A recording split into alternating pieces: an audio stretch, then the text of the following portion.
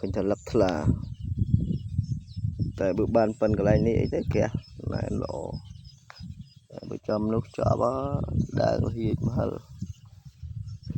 đã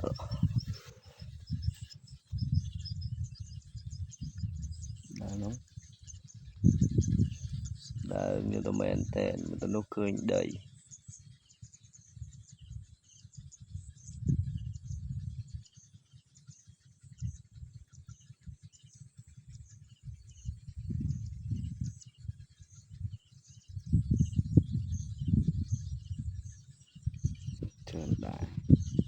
lại lắc o là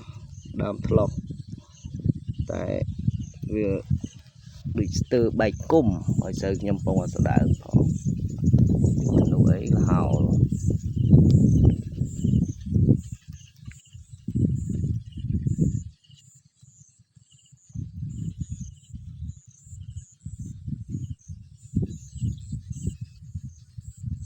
hồng clue